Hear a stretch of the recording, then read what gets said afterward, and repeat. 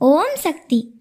நம்ம நின்றுக்கிட்டு இருக்கோமே இந்த மண், நம்ம வீட்டு தோட்டத்தில் இருக்கிற மரம் செடி, வானத்தில் இருக்கிற சூரியன் சந்திரன் நட்சத்திரம், குடிக்கிற தண்ணி, பேசுகிற பேச்சு, கேட்குற வார்த்தை, பார்க்கிற பார்வை, எல்லாத்துக்குமே உயிர் இருக்கு.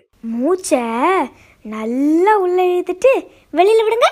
அந்த காற்று உள்ளே போயிட்டு வந்தாதான் நமக்கு உயிர் இருக்குன்னு அர்த்தம். பஞ்சபூதங்களை பற்றி கேள்விப்பட்டிருப்பீங்க. நிலம், நீர், நெருப்பு, காற்று, ஆகாயம். இயற்கையான இந்த 5 விஷயங்களும் தான் சாமி.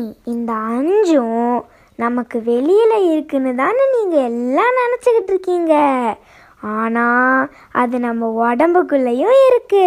ஒரு விதையை மண்ணில் விதைத்தால் அது அந்த மண்ணில் இருக்கிற உயிர் சத்தை எடுத்துக்கிட்டு வளர்ந்து வருது. அதில் இருந்து வர காய்கனிகள், இலைகளை நம்ம சமைத்து சாப்பிட்றோம். அதுவே உணவாக மாறி நம்முடைய எலும்பு, பல், தசையாக மாறுது. மண் கொடுத்த உயிர் தான் இந்த மனுஷனுக்கு. தண்ணி இல்லாமல் நம்ம யாராலையும் வாழ முடியாது.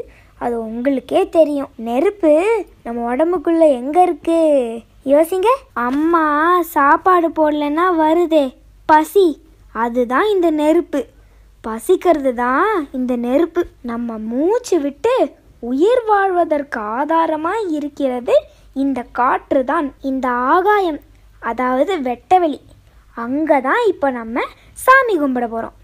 இந்த வெட்ட வெளியில தான் எல்லா சீக்ரெட்ஸும் இருக்கு. வெளியில இருக்கிற இந்த 5 எலமெண்ட்ஸும் நமக்குள்ள இருக்கிற 5 எலமெண்ட்ஸும் எப்பவுமே ஒன்னோட ஒன்று கனெக்டடாக தான் இருக்கும்.